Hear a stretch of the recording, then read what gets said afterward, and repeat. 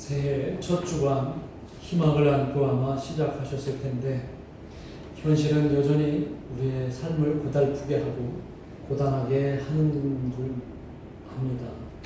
고단한 한 주간 최선을 다해 살아오신 여러분들에게 하나님의 큰 은혜와 축복이 가득하기를 간절히 기원합니다.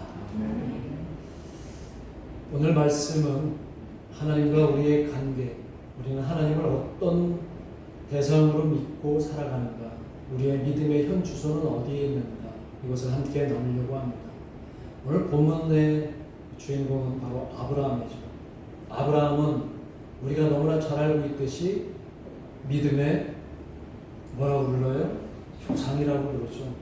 믿음의 대명사 하면 아브라함을 우리는 떠올립니다. 그 아브라함은 하나님을 확실하게 믿었죠. 그리고 그 믿음은 한 번도 하나님을 또 자신을 배신한 적이 없다고 해도 과언이 아닙니다. 그런데 오늘 본문을 보니까 아브라함에게 심각한 도전이 발생합니다. 이 아브라함이 심각한 도전을 받아요. 하나님은 시험이라고, 테스트라고 얘기하고 있지만 이 아브라함한테는 심각한 도전의 상황을 맞습니다. 하나님과 자신의 신뢰의 문제가 발생한 거예요. 그래서 우리는 이제 본문 속으로 이 문제의 상황 속으로 한번 들어가려고 합니다. 창세기 12장에 보면, 오늘 본문에 앞선 창세기 12장에 보면 하나님과 아브라함이 첫 만남이 있습니다. 그때 하나님이 아브라함에게 뜬금없이 갑자기 이렇게 명령하시죠.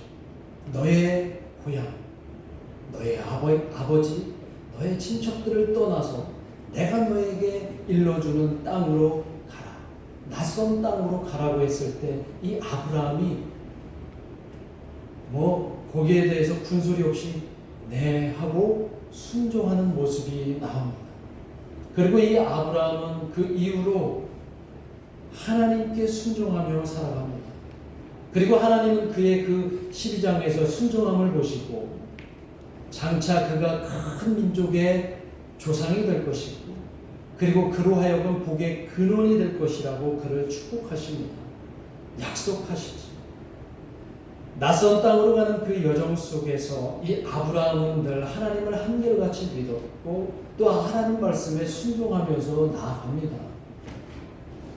아브라함의 나이 100세 그리고 그의 아내 사라의 나이 90세가 될 동안 그 두 부부에게는 수많은 하늘의 별과 바다의 모래알처럼 자손을 주겠다고 하신 그 약속이 이루어지지가 않아요. 그리고 마침내 그들의 혈통을 이을 아들 이삭을 기적같이 허락하십니다. 물론 그 전에 하갈이라고 하는 그 종의 몸을 빌려서 이스마엘이라고 하는 아들을 낳게 했지만 그 이스마엘은 이스라엘의 어떤 그 전통상으로는 서자일 뿐일 수밖에 없죠.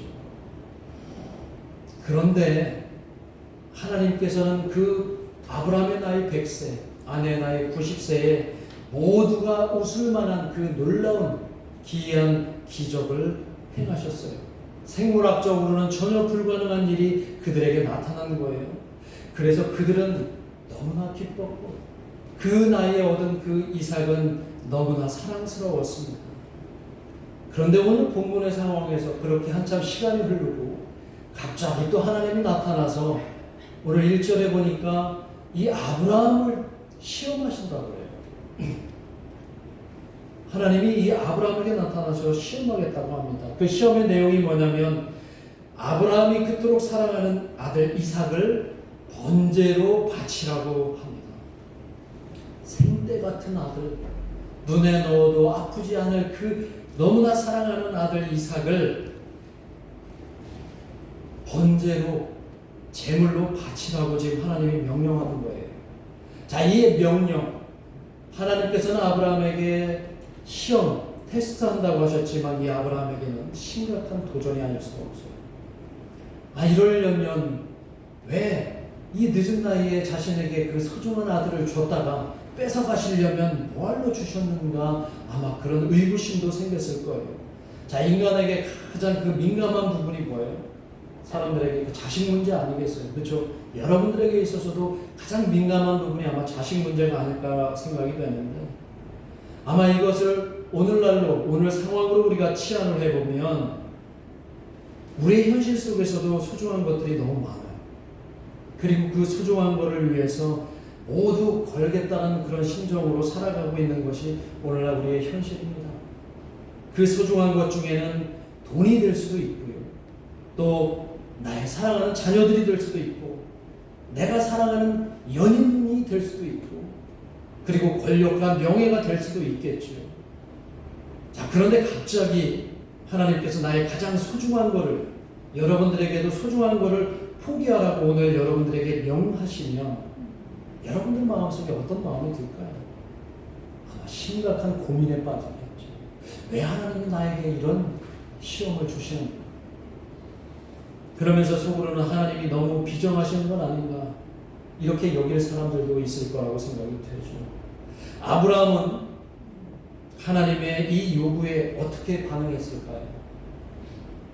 그 역시 사람인지라 아마 그렇게 믿음 좋은 아브라함도 하나님의 그 명령을 듣고서는 아마 밤새 한숨 돌리지 못하고 아마 뜬 눈으로 밤을 새웠을 것 같아요. 자기의 사랑하는 아내 사라와 함께 둘이 울며 불며, 아니 하나님이 이 원통한 일을 왜 우리에게 이렇게 요구하시는가? 우리가 어떻게 얻은 자식인데 이렇게 어렵게 얻은 자식을 주었다 빼앗는 이런 법이 어디 있느냐고 서로 부둥켜 알고 하나님을 원망하며 분통을 터뜨렸을지도 모릅니다. 갑자기 아무 이유 없이 내게 가장 소중한 것을 달라고 하시는 그 하나님을 어쩌면 이기적인 하나님이라고 그들은 그 밤새 여겼을지도 모릅니다. 그러면서 이제 동이 조금씩 터오는 그 새벽에 그 두 부부는 밤을 하얗게 지새우며 아브라함과 사라가 힘들게 보냈던 그 밤은 사라지고 이제 동틀 새벽, 그 새벽에 아브라함이 결단을 합니다. 그래, 자신의 거칠었던 그 감정을 억누르고 이제 가라앉은 그 새벽에 순종하겠다는 마음으로 마음을 돌이킵니다. 그간 하나님과 자신과의 관계를 생각해서 마지못해 순종했을 수도 있습니다. 아니면 하나님이라고 하는 그 큰 권위 앞에 굴종하듯이 그렇게 무모한 결정을 스스로 내렸는지도 모릅니다. 피할 수 없는 그 명령에 순종하기로 한 이 아브라함은 아침 일찍 서두르기 시작합니다. 오늘 3절에 보면 아침 새벽같이 일찍 일어나서 막 서두르기 시작해요. 번제로 이삭을 번제로 드릴 그 나무 장작도 준비하고, 그리고 이삭을 태우고 갈 나귀도 준비하고, 그리고 함께 갈 2명의 종에게도 함께 준비하고 있습니다. 그리고 하나님이 말씀하신 그 모리아 땅으로 떠납니다. 이 이삭의 어머니 사라는 그 생떼 같은 아들을 사지로 떠나보내는 그 상황, 아마 거의 기절하고 실신지경에 있지 않았을까요? 아마 그 동네 모든 사람들 위에 슬픔이 내려앉은 그 새벽이었을 것 같습니다. 아브라함도 이삭과 그 종과 함께 떠나면서 끝없이 흘러내리는 눈물을 감추며 아들과 함께 번제드릴 장소로 떠나고 있어요. 그런데 오늘 4절에 보니까 그 길이 얼마나 걸린다고 그래요? 얼마나 걸렸다고 그래요? 고박 사흘길이라고 해요. 사흘길. 아니, 가까운 곳에서 번제할 수 있도록 하나님이 그 번제 장소를 정해주시지 뭘라고 그 사흘길이 보통 길이 아니잖아요.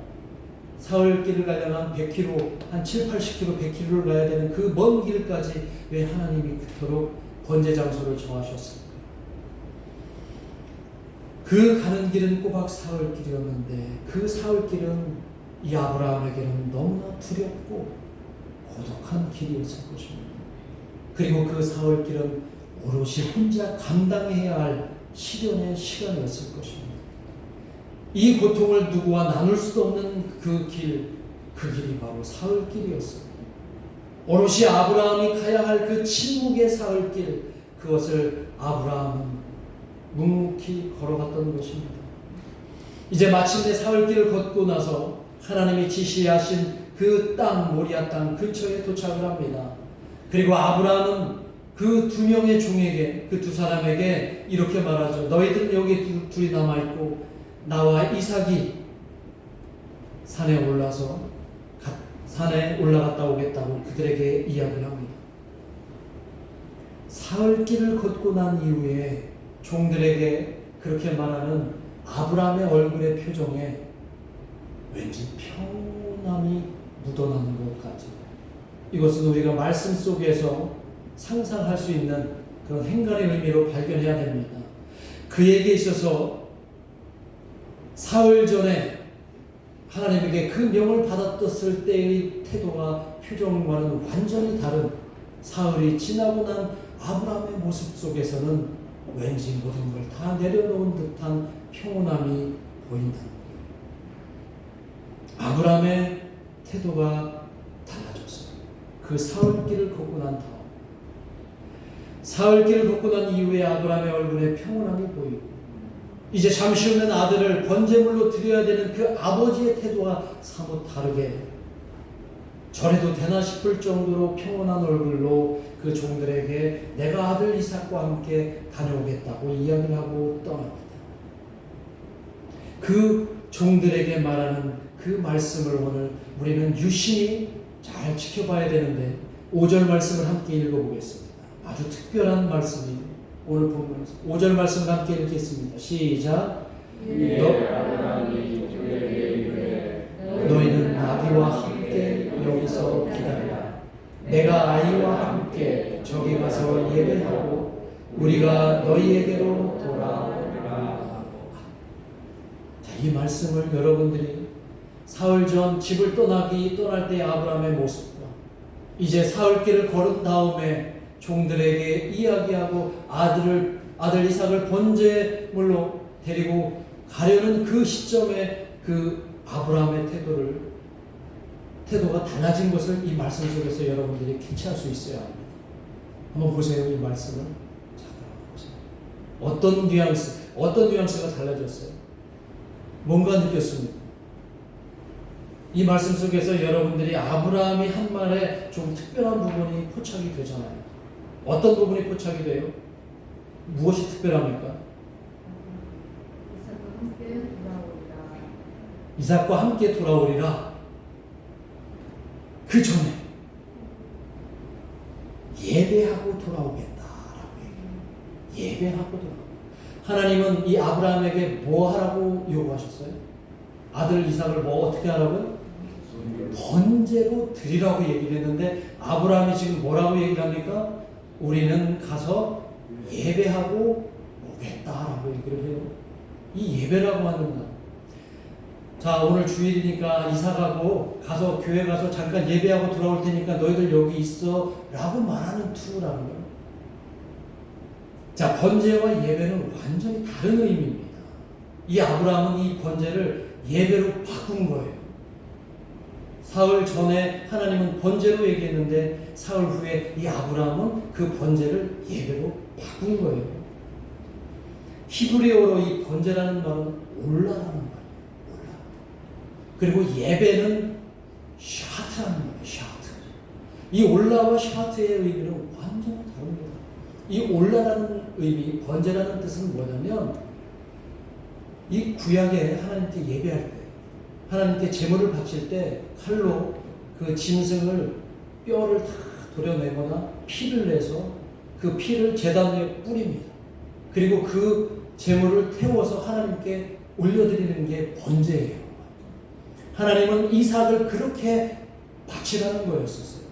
근데 사흘길 후에 이 아브라함은 하나님께 예배한다고, 이 샤트라는 말은 고개를 숙이고 엎드려서 하나님께 예배, 경배한다라는 의미가 샤트예요.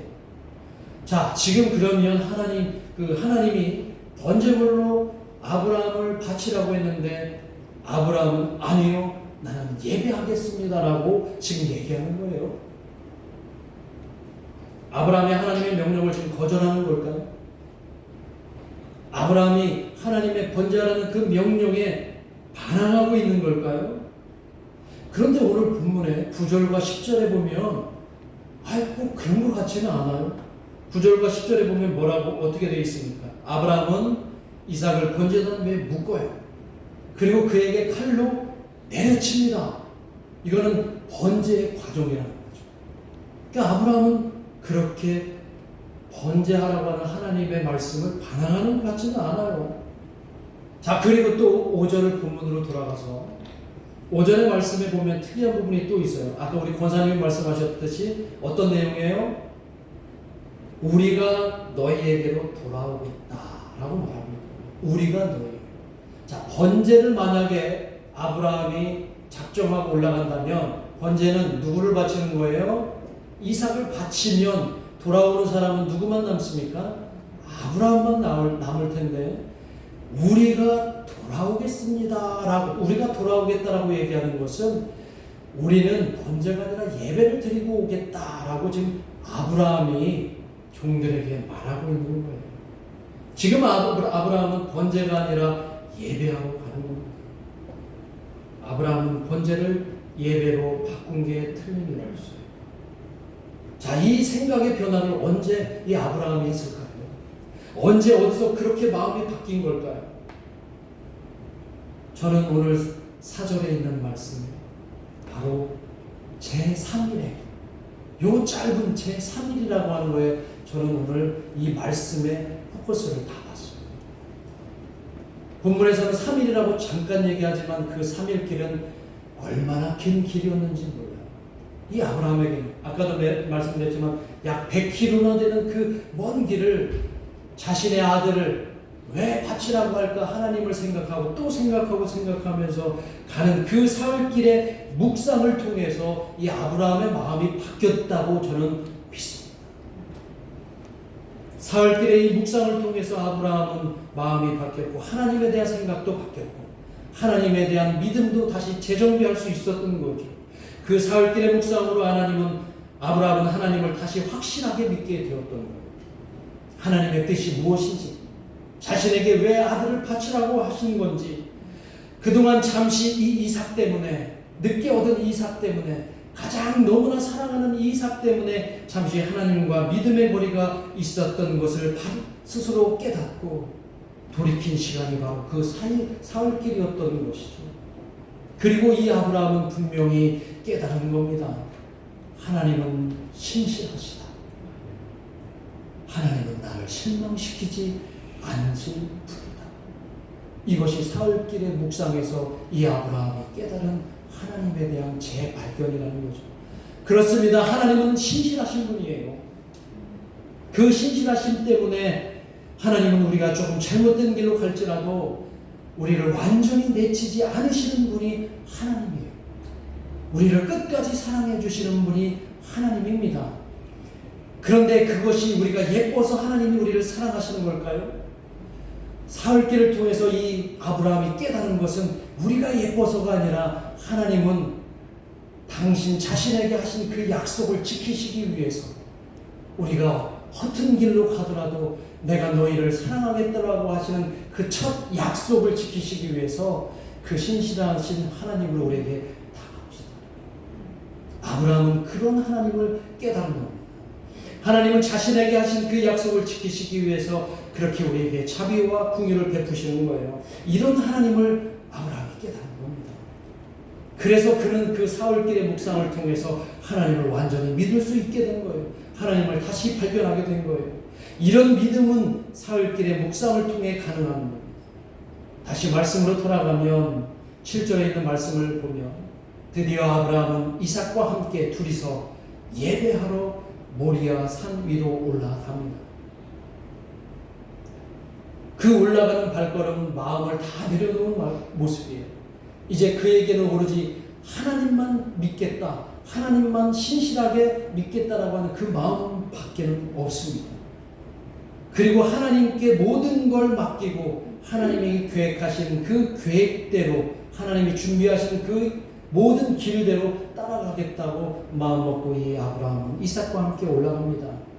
그런데 산에 오를 때 이 이삭이 아브라함에게 이렇게 물어요. 7절에 보면 아버지, 그 번제에 필요한 나무와 불은 제가 지금 여기 들고 가고 있는데 번제에 쓸 어린 양은 어디 있습니까? 라고 말하는 거예요. 자기가 번제의 제물인지도 모르고 그렇게 천진난만하게 아버지한테 묻는 거예요. 그때 아브라함이 뭐라고 얘기합니까? 확신에 차서 이삭에게 이렇게 말합니다. 8절 말씀을 한번 같이 읽어보겠습니다. 8절 말씀 시작. 아브라함이 이르되 내 아들아, 번제할 어린 양은 하나님이 자기를 위하여 친히 준비하시리라 하고 두 사람이 함께 나아갔습니다. 아들 이삭에게 내 아들아, 번제할 어린 양은 하나님이 친히 자기를 위하여, 번제를 바치라는 것은 하나님의 뜻인데 이 아브라함은 하나님이 자기를 위하여 친히 어린 양을 준비할 거라는 그 확신으로 그 모리아산을 올라가고 있는 겁니다. 아브라함은 자신도 잘 모르지만 그래도 하나님을 믿은 거예요. 하나님만 의지했습니다. 내가 믿는 하나님은 모든 상황을 선하게 인도하실 거라고 하는 그 확고한 믿음을 가지고 걸어가던 거죠. 여러분, 우리의 현실은 믿음과 현실의 차이가 심할 때 보통 우리는 쉽게 포기하잖아요. 그리고 좌절하기 쉽지만 오늘 사흘길 묵상으로 아브라함의 믿음은 더욱 단단해질 것 같습니다. 마치 이 묵상은 겟세마네 동산에서 예수님께서 죽음을 앞두시고 하나님께 기도하는 그 묵상과 다르지 않은 것 같아요. 예수님이 그렇게 하나님께 기도합니다. 가능하십니까? 이 잔을 내게서 돌이키시되 제 뜻대로 하지 마시고 아버지 뜻대로 하옵소서. 지금 아브라함의 심정이 바로 그런 심정이고 묵상의 결과가 바로 그런 묵상이라는 거예요. 그리고 올라가서 아브라함이 제단을 쌓습니다. 그런 믿음으로, 그런 마음으로 장작을 하나씩 쌓을 때마다 속으로 기도했을 것입니다. 그리고 이삭을 제단에 묶으면서도 눈물로 기도했을 것입니다. 그리고 칼을 들어서 마지막으로 이삭을 내려치려 할 때에도 간절히 기도했을 것입니다. 신실하신 하나님, 이 모든 게 다 하나님의 뜻 안에서 이루어지기를 소망합니다. 시작하신 이도 하나님이시고 끝내는 이도 하나님이 되어 주십시오. 그 상황에서 하나님은 다급하게 주의 사자를 내려보내죠. 오늘 말씀을 보면 12절에 그 아이에게 내 손을 대지 말라. 12절 말씀 드라마의 클라이맥스예요. 드라마의 클라이맥스. 아주 반전의 상황이고 12절 말씀을 한번 같이 읽겠습니다. 시작. 사자가 이르시되 그 아이에게 내 손을 대지 말라. 그에게 아무 일도 하지 말라. 내가 내 아들 내 독자까지도 내게 아끼지 아니하였으니 내가 이제야 내가 하나님을 경외하는 줄을 아노라. 반전 드라마죠. 클라이막스죠. 아브라함의 깊은 묵상을 한 끝에 아브라함이 얻은 응답입니다. 하나님의 응답이에요. 하나님 뜻에 순종하는 것이 결국 사는 길임을 그 사흘길에 깨달은 겁니다. 나에게 가장 소중한 걸 하나님께 양보하면, 믿음으로 양보하면 우리는 하나님과 동행할 수 있고 하나님의 은혜 속에 살 수 있음을 오늘 알려주시는 것입니다. 예수님께서 분명히 우리에게 이렇게 말씀하셨죠. 마태복음 16장 24절에 누구든지 나를 따라오려거든 자기를 부인하고 자기 십자가를 지고 나를 따를 것입니다. 이 말씀이 오늘 사흘길의 묵상과 아브라함의 묵상과 같다는 겁니다. 이 사흘길은 나를 부인하는 길이에요. 이 사흘길의 묵상은 내 십자가를 지고 가는 길이 바로 이 사흘길이라는 거예요. 그 길이 누군가에게는 새로운 도전이 되고 누군가에는 고독과 고통의 길이 될 것입니다. 그러나 그 사흘길의 묵상을 마치면 우리는 자유로움을 얻을 수 있을 줄 믿습니다. 아브라함은 그 사흘길의 묵상으로 자유로워졌어요. 그래서 모든 것을 내려놓을 수 있게 된 것입니다. 우리에게도 그 사흘길은 앞으로 수없이 아마 만나게 될 거예요. 시험과 시련의 순간에 아마 우리에게 무수히 많이 닥칠 것입니다. 그때마다 여러분은 도망가지 마시고 그 사흘길 묵상으로 들어가시기를 간절히 부탁드립니다. 그 사흘길의 묵상에서 나 자신을 돌아보고 하나님의 뜻을 깨닫게 된다면 우리는 분명히 자유로워질 것입니다. 우리는 모든 것을 내려놓고 하나님을 온전히 믿을 수 있게 될 것입니다. 그러면 우리 삶에 하나님의 역사가 가득해질 것이고, 그러면 우리 마음속에는 늘 하나님의 은혜가 충만해질 것입니다. 이번 주간 한 주간도 여러분은 사흘길의 묵상으로 하나님과 뜨거운 교제를 나누시는 한 주간이 되시기를 주님의 이름으로 축원합니다. 기도하겠습니다. 우리 함께 합심해서 기도합니다. 나의 사흘길은 어떤 길입니까?